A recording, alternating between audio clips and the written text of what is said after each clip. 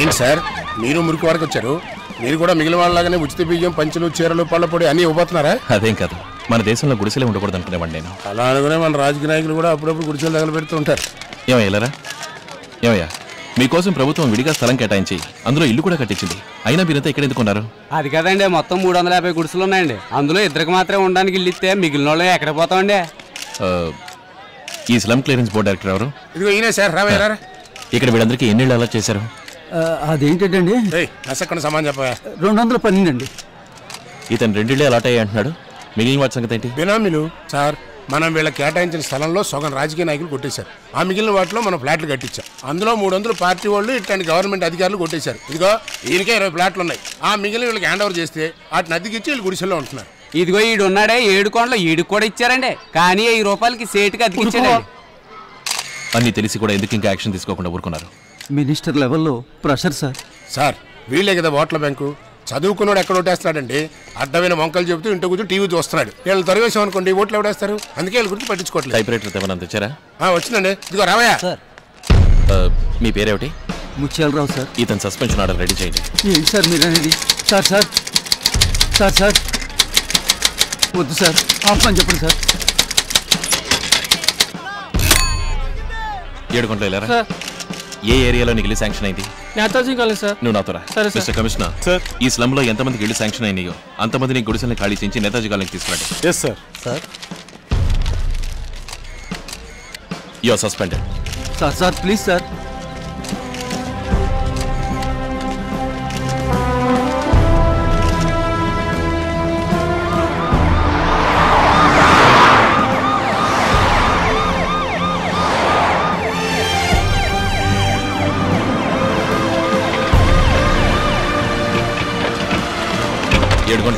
ఏ ఇల్లు? కింద మొదటి ఇల్లు సార్. कौन है? सीएम. वनडे सीएम है. ओ अच्छा अच्छा अच्छा, आइए अंदर आइए. ఏయ్ అందరలేదు బందరలేదు. ఇల్లు ఎవరిది? ఇల్లు నాది. మీ పేరేంటి? ఏడుకొండలు. మీరు ఏడుకొండలైతే నేను బిల్ క్లింటన్నా? వెంటనే ఇల్లు ఖాళీ చేసి ఇతనికి అప్పగించండి. పైసా పైసా దియా సాబ్, ఇల్లు నేనెందుకు ఖాళీ చేయాలి? ఇలా చూడండి, ఈ ఇల్లు ఇతనికి శాంక్షన్ అయింది. చట్ట ప్రకారం మీరు ఇక్కడ ఉంటాం నేరం. వెంటనే ఇల్లు ఖాళీ చేయకపోతే మీ మీద యాక్షన్ తీసుకోవాల్సి ఉంటుంది, జైలు పాలవుతారు. अच्छा साहब, रेशमा सारा सामान निकल सुल्तान बाजार जाएंगे. దెబ్బకి సుల్తాన్ బజార్ అన్నాడు చూసారా?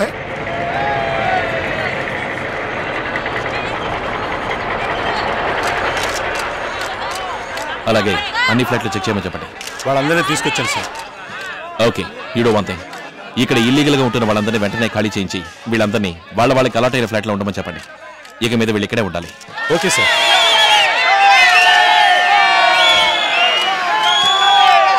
నేడు పక్కకి వెళ్ళగానే ఇదే వంకని ఇళ్ళని అద్దెకిచ్చి మళ్ళీ ఎక్కడైనా గుడిసెలు లేపారో సంఖ్యలు లేస్తా. మాకేమైనా గుడిసెల్లోనే ఉండాలని కోరికండి. మా వాళ్ళలో చాలా మందికి పని లేదు. ఇందులో వచ్చే అద్దె డబ్బులతోనే మేము కుక్కడి గంజి తాగుతున్నాం. మేము పని చేసుకు బతకడానికి తాము ఏదైనా దారి చూపించారనుకోండి, మా బతకంతా రుణపడి ఉంటామండి.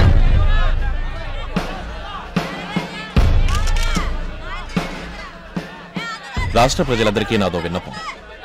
నేను ఒకరోజు మంత్రిగా పదవి స్వీకరించిన విషయం మీ అందరికీ తెలుసు. నేనేదైనా ఓ మంచి చేయాలంటే అందుకు మీ అందరి సహకారం ఎంతో అవసరం. మీరు చేయవలసిందల్లా ఇవాళ ఒక్కరోజు మీరు ఏ వస్తువు కొన్నా, అగ్గిపెట్టో కారో, బంగారమో వజ్రమో, హెయిర్ పెన్నో ఏరోప్లేనో ఏది కొన్నా విక్రయ పన్ను కట్టి తీసుకోండి. కొట్టుబడి బిల్లివ్వనంటే వస్తువులు కొనమని చెప్పండి. విక్రయ పన్ను గవర్నమెంట్కి చేరాలి. బిల్లు లేకుండా కొనటం వల్ల గవర్నమెంట్కి ఎంత నష్టమో మీకు అంతే నష్టం. ధర 2 రూపాయలు తక్కువగా వస్తోందని మీరు బిల్లు లేకుండా తీసుకోవడం వల్ల ప్రజలకు ఉపయోగపడాల్సిన డబ్బు యజమానుల దగ్గర ఉన్న బ్లాక్ మనీలో కలిసిపోతుంది. అందుకని దయచేసి వినండి, విక్రయ పన్ను అందరూ కట్టండి. ఎవరైనా బిల్లు ఇవ్వనంటే పక్కనే ఉన్న పోలీస్ స్టేషన్ లో కంప్లైంట్. 360 రూపాయలు. ముందు బిల్లేసి బాబు. వ్యాపారస్తులందరికీ ఒక విషయం చెప్తున్నాను, ఎవరైతే బిల్లు ఇవ్వకుండా వ్యాపారం చేస్తారో వాళ్ళ లైసెన్స్ క్యాన్సిల్ చేయబడుతుంది. అలాంటి పరిస్థితి రాకుండా చూసుకోండి. పైగా మీరు బాకీ ఉన్న పన్ను కూడా ఇవాళే కట్టినట్లయితే మీ మీద సేల్స్ ట్యాక్స్ కమిషన్ ఆఫీసులో ఉన్న అన్ని కేసుల్ని క్యాన్సిల్ చేయిస్తాను. అందుకని దయచేసి ఒక రోజుకు మన కొట్టు నుంచి ధర్మంగా సేల్స్ ట్యాక్స్ ఎంత కట్టాలయ్యా? 40 లక్షలు. మనం ఎంత కడుతున్నాం? 4. అందుకే అడుగుతున్నాడు. అదేదో ఈవేళ కట్టేవయ్యా, లేదంటే వాడు లైసెన్స్ పీకిపోయేలా ఉన్నాడు. అలాగే సార్. ఏంటయ్య వీడు కొంప ముంచెట్టున్నాడు? ఏమనుకుంటున్నాడు అసలు మనసులో? ఎవరని తెలియని మనిషి అండి. సేల్ ట్యాక్స్ పెట్టుకుంటే దేశం బాగుపడద్దేటి. బుద్ధి తక్కువ ఆలోచన వేసుకోండి. రెవెన్యూ అయ్యా ఒక రోజు సేల్స్ ట్యాక్స్ ఆదాయం ఎంత? పార్టీగా మనకా అండి? రాష్ట్రానికయ్యా? తెలీదండి. నువ్వు ఒక మంత్రి. తిండిపోతాను ఇల్లెల్వాయా.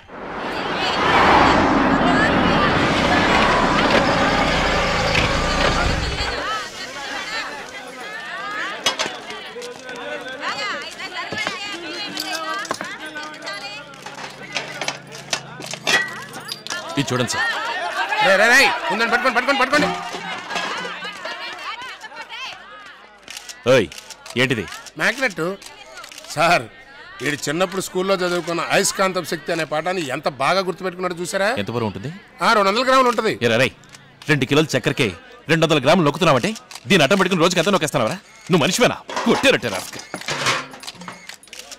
అరే ఇదే తొంక రాస్క. వరల్డ్ కప్ ఏంటిది? ఎటు పోసినా 2.5 లీటర్లే పట్టేట్టుంది. వీడి కిరోసిన్ కొలిచి కమిషన్ కొడతలో పెద్ద వరల్డ్ కప్ కొట్టేట్టున్నాడు సార్. పట్టుకోరా సార్. లెక్క చూస్తే ఈడు రోజుకి 1500 కమిషన్ కొడుతున్నాడు. అంటే నెలకి చీఫ్ మినిస్టర్ జీతం కంటే ఈ నొక్కుడు ఎక్కువ. ఇదంతా ఎవడప్ప సొమ్ము? వీళ్ళందరి సొమ్ము. ఇలా చూడు, వీధి వీధిన పేపర్లు పోగేసి, ప్లాస్టిక్ పోగేసి, ఇంటి పనులు చేసి, కూలి పనులు చేసి, పాల ప్యాకెట్లు తెచ్చిచ్చి రోజు మొత్తం కష్టపడి సంపాదించిన పేదవాళ్ళ సొమ్ము. సార్ వీడిని ఏం చేద్దాం సార్? చెప్పు తీసుకొట్టండి సార్. ఆగండి సార్. జనం మంచి కసి మీద ఉన్నారు. వాళ్ళకి అప్పచెప్పామంటే పడికట్టు రాళ్ళు పెట్టి పచ్చడి చేసేస్తారు. వీడిని పనిలోంచి పీకేయాలి. నీ పేరేంటి? Sir sir sir sir sir నీ పేరేంట్రా? ఏ చెప్పా. నీ పేరేంటి? ధర్మయ్య. పేరు చూడండి, ధర్మయ్య.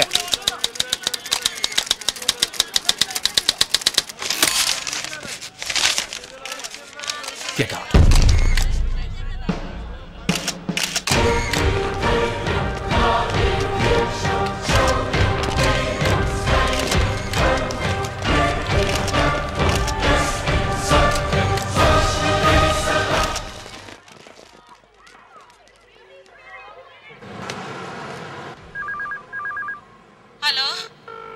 చెప్పండి. అవునండి. నా పేరు దళలక్ష్మి అండి. రాజమండ్రి గవర్నమెంట్ ఆసుపత్రి నుంచి మాట్లాడుతున్నానండి. పీడ్సు జ్వరం వచ్చి మా అబ్బాయిని ఎక్కడ చేర్పించామండి. 10 గంటలకు రావాల్సిన డాక్టర్ ఎంతవరకు రాలేదండి. నిప్పులా కాలుతుందండి. అలాగా సరే, మీ పక్కనే హాస్పిటల్లో పనిచేసే వాళ్ళు ఎవరైనా ఉంటే ఫోన్ వాళ్ళకి ఇవ్వండి. హలో, నేను వార్డు బాయ్ వినాయకరావునండి. వినాయకరావు, డాక్టర్ ఎప్పుడు వస్తారు? ఇప్పుడు వచ్చేస్తారండి. ఎప్పుడు ఇలాగ లేట్గా వస్తారా? అదేంటంటే సార్, ఆయన ఇడిగా ఒక క్లినిక్ పెట్టారండి. అక్కడ పని అయిపోయాక ఇక్కడికి వచ్చేస్తారండి. డాక్టర్ పేరేంటి? సోమసుందర్ గారండి.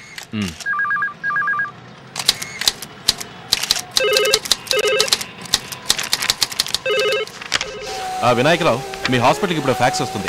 అది తీసుకెళ్లి మీ డాక్టర్ గారికి ఇచ్చి మిమ్మల్ని సస్పెండ్ చేశారు, ఇక మీరు హాస్పిటల్కి రావక్కర్లేదు, క్లినిక్లోనే ఉండమని సీఎం చెప్పారని వెళ్ళి చెప్పు సార్. వెంటనే ఆ పేషెంట్ని ఇంకో డాక్టర్ని చూడమని చెప్పండి. Okay sir.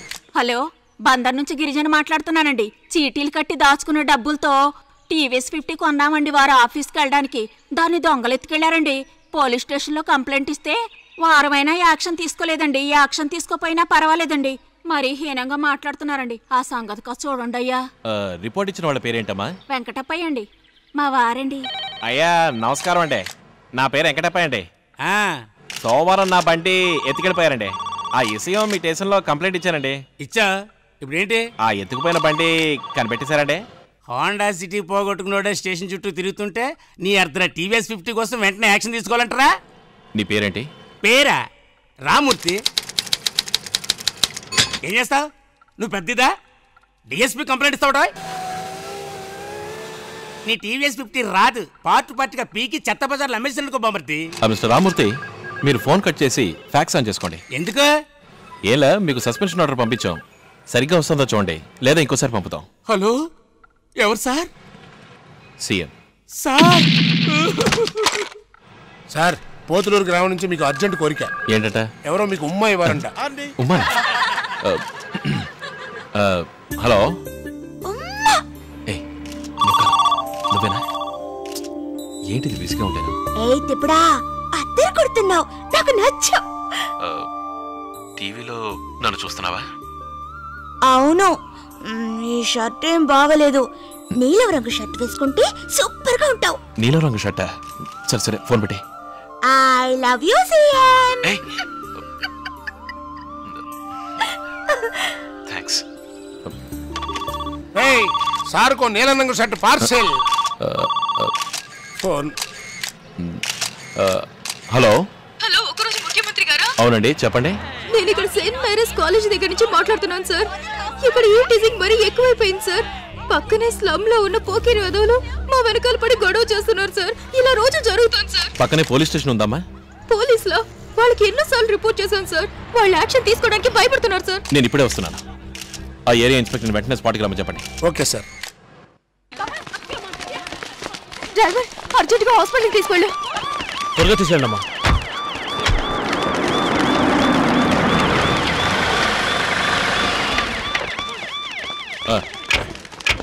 ఇక్కడి నుంచి నాకు ఫోన్ చేసింది ఎవరమ్మా? నేనే సార్. ఆ అమ్మాయికి ఏమైంది? రౌడీ బుక్ గొడవ చేస్తే దెబ్బలు తగిలాయి, అందుకే హాస్పిటల్కి తీసుకెళ్లారు. మిస్టర్ ముద్దుకృష్ణ, వెంటనే ఫాలో చేయండి. ఈ టీజింగ్ జరుగుతుందని కంప్లైంట్ ఇస్తే మీరు ఎందుకు యాక్షన్ తీసుకోలేదు? చిన్న విషయం సార్, వీళ్ళు పెద్ద చేస్తున్నారు. కాదు సార్, వీళ్ళు అబద్ధం చెప్తున్నారు. ఊరుకోమని మాట. నువ్వు చెప్పమ్మా.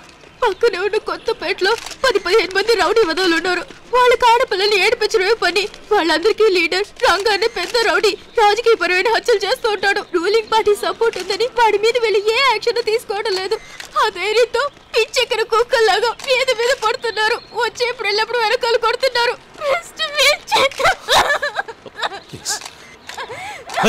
వింటానికి సిగ్గేట్లా? వాళ్ళని పట్టుకోవడానికే మీ జీతాలు ఇస్తుంది. Useless fellows. సార్, ఆ ఏరియాలోకి పోలీసులు వెళ్ళలేరు సార్. వెళ్ళిన కానిస్టేబుల్ని, హెడ్ని, ఇన్స్పెక్టర్ని అందరిని నరికారు సార్. మీకు యూనిఫామ్ ఇవ్వాలా? ఆయుధాలు ఇవ్వాలా? సార్, కమిషనర్ నాకు అంత అధికారం ఇవ్వలేదు సార్.